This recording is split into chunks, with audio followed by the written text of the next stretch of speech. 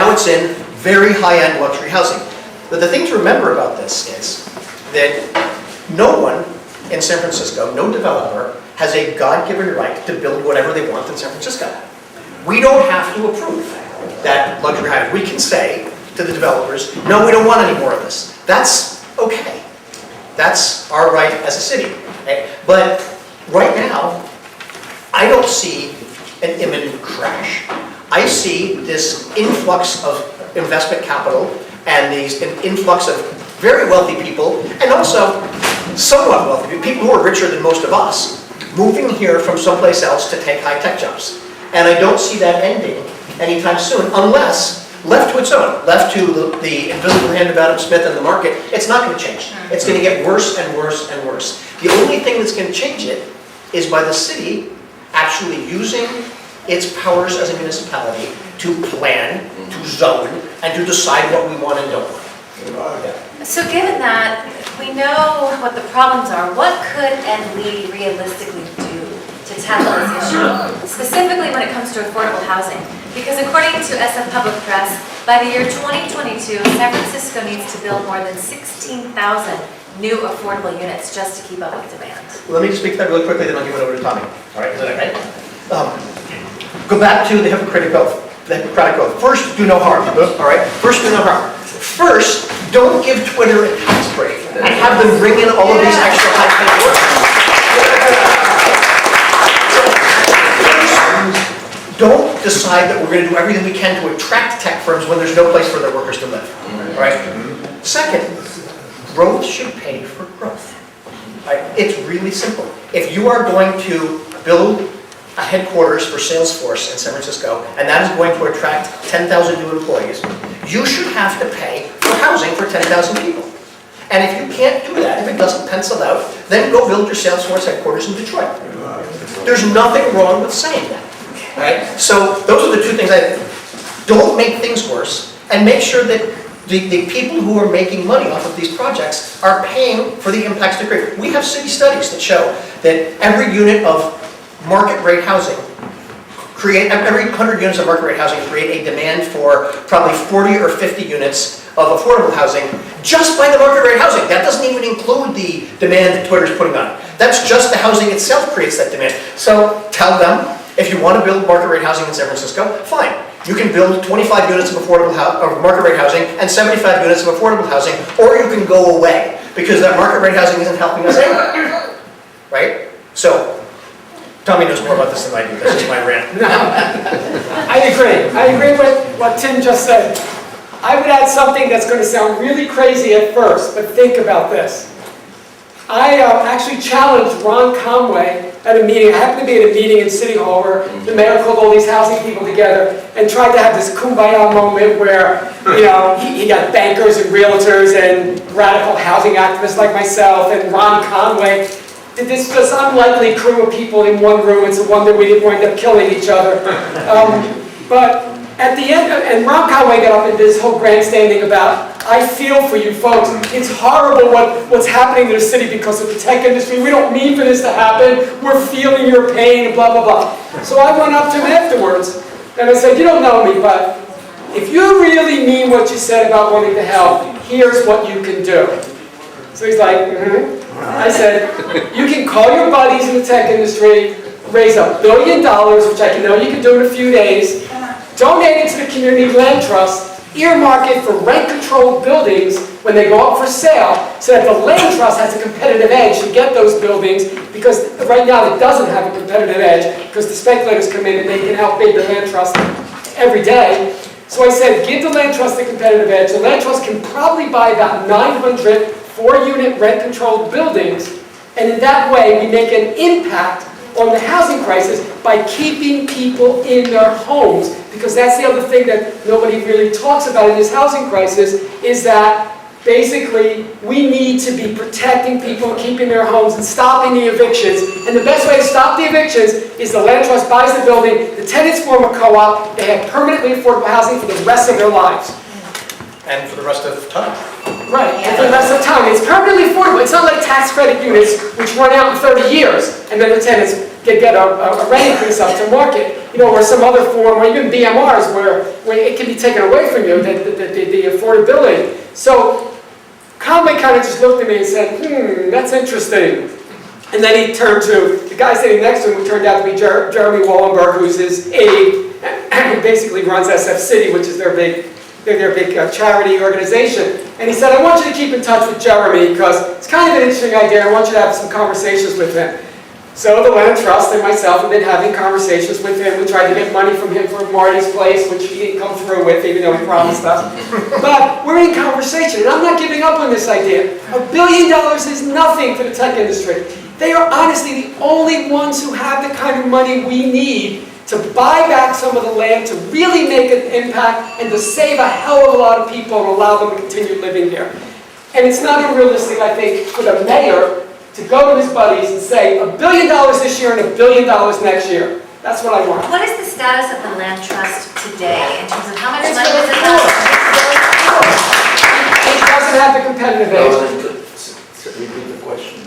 I just wanted to know what the status of the land trust is today. How much money does it have? How much power does it have? And can people get involved? I think a lot of people are just now learning about how it works. Community Land Trust is a nonprofit entity that buys the land and leases it to the co-op for 99 years. The tenants form this co-op, a nonprofit. Tenants make all the decisions. They decide how much the rents are going to be raised. If they're going to be raised, they decide how they're going to get the money to fix the roof. The Land Trust is there to help them, support them, teach them the skills they need to, but they basically manage and are self-sufficient, and the place stays off the market, cannot be speculated on.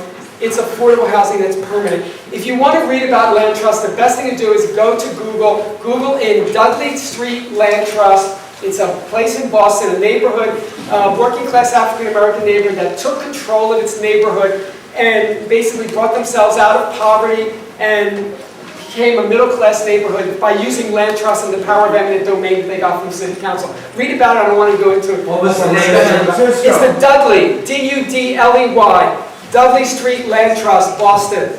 And just to make it clear with land trust, in the rules of land control, the land belongs to us. Right. You can buy a building, and that's your building, and you're going to do whatever you're going to do with it, but the land belongs to the people of San Francisco.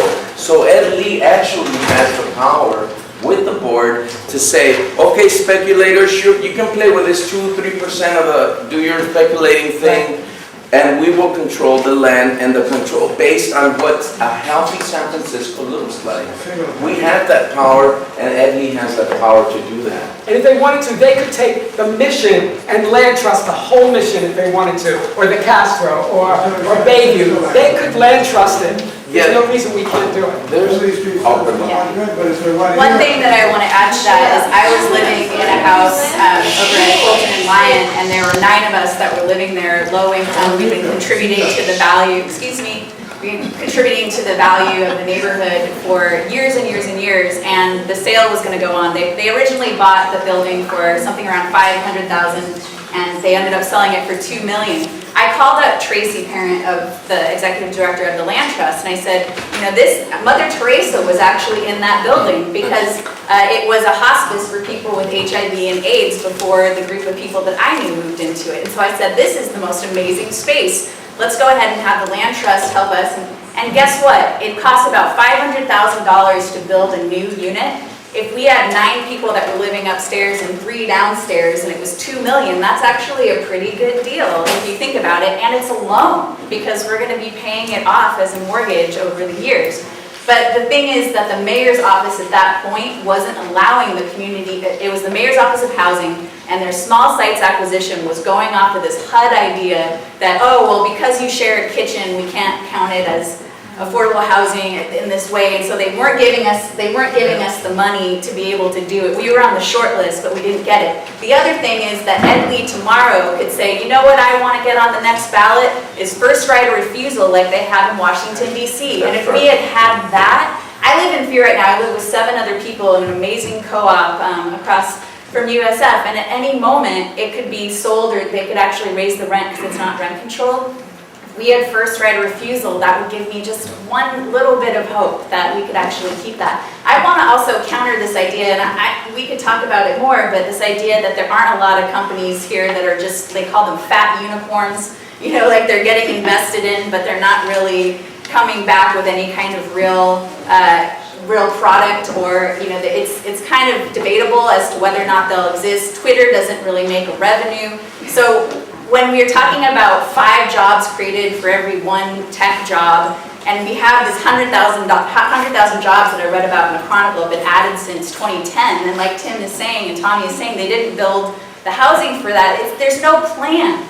And so I really tie it back to Chase Bank and the collapse. And what happened in 2008 was we stopped building housing because of the collapse, and all of this stuff stopped, and only the city was building affordable housing. And what's going to happen now? They built all the luxury housing, and when's our next collapse going to happen? And then they're going to stop all the rest of the development. And so we really need to come up with different investment strategies. And Eric Marr was working on the pied-à-terre. He was trying to do the tax or do something around that, and I don't know where that stands right now. But we really need to, if Francisco or I are in the office, you're in the office, and we're going to come up with the ideas that we need and the creativity to be able to figure out how do we stop what you're talking about from happening. And I'll be at your door every day. That's right. No, and that's a requirement. Just because you have a Ferrari that runs 150 miles an hour doesn't mean you could run it at 3 p.m. down Valencia Street at 150 miles an hour. There ain't no free lunch. This whole delusion about it's my right to do whatever the hell I want with my money, it's not true.